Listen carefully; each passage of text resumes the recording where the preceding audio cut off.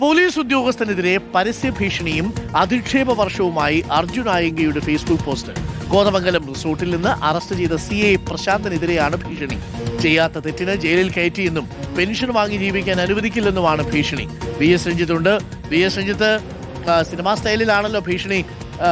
മോഹൻലാലിന്റെ ഡയലോഗൊക്കെ കടമെടുത്ത് പറഞ്ഞാൽ ചില ആളുകൾ പറയുന്നത് പോലെ അങ്ങനെ ജയിലിൽ കയറ്റിക്കളയും എന്നൊന്നും അല്ല, പെൻഷൻ വാങ്ങി ജീവിക്കുന്നില്ല എന്നാണല്ലോ അർജുൻ ആയങ്കയുടെ ഭീഷണി. എന്താണ് ഈ ഭീഷണി CI പ്രശാന്തിനോട്? പ്രശാന്തൻ ഉത്തരവ് കിട്ടിയിട്ടായിരിക്കുമല്ലോ ഈ പണി ചെയ്തത്. പ്രശാന്തിന് ഈ അർജുൻ ആയങ്കയുടെ വ്യക്തിവിരോധമൊന്നുമില്ലല്ലോ അല്ലേ VS രഞ്ജിത്ത്?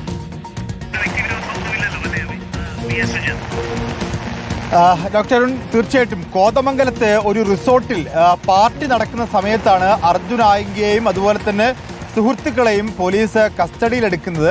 അന്ന് പോലീസ് പറഞ്ഞിട്ടുണ്ടായിരുന്നത് ഒരു വലിയ ക്രിമിനൽ കുറ്റകൃത്യം ചെയ്യാനുള്ള ഗൂഢാലോചനയാണ് ആ റിസോർട്ടിൽ നടന്നത്, അതുകൊണ്ടാണ് അവരെ കസ്റ്റഡിയിൽ എടുത്തതെന്നുള്ളതാണ്.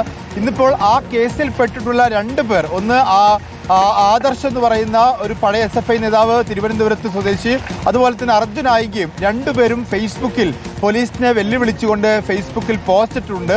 അത് കോതമംഗലം CI പ്രശാന്തിനെതിരെയാണ്.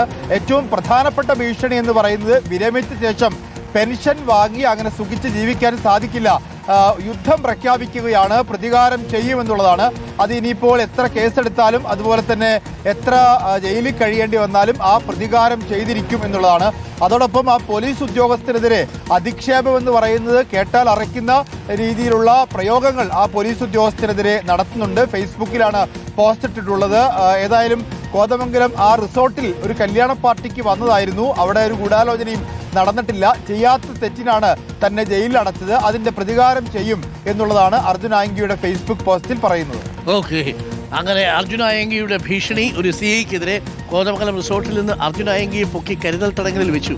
അതിനാണ് ഈ പോസ്റ്റ്. ഗൂഢാലോചനയൊന്നും നടന്നില്ല. കല്യാണത്തിന് കിട്ടുന്ന ചിക്കൻ അത് ലെഗ് പീസ് വേണോ അത് ബ്രസ്റ്റ് പീസ് വേണോ എന്നത് ആലോചിക്കുകയായിരുന്നു എന്നുള്ളതാണ് എന്ന മട്ടിലാണ് ഇപ്പോൾ വിമർശനം വരുന്നത്. എന്തായാലും അർജുൻ ആയങ്കയുടെ ഭീഷണി ശ്രദ്ധയിൽപ്പെട്ടിട്ടുണ്ട് പോലീസിൻ്റെയും എന്നുള്ളതാണ്. ആവശ്യമില്ലാതെ ഓരോ കുരുക്കുകളിലേക്ക് പോയി വീണ്ടും ചാടണോ?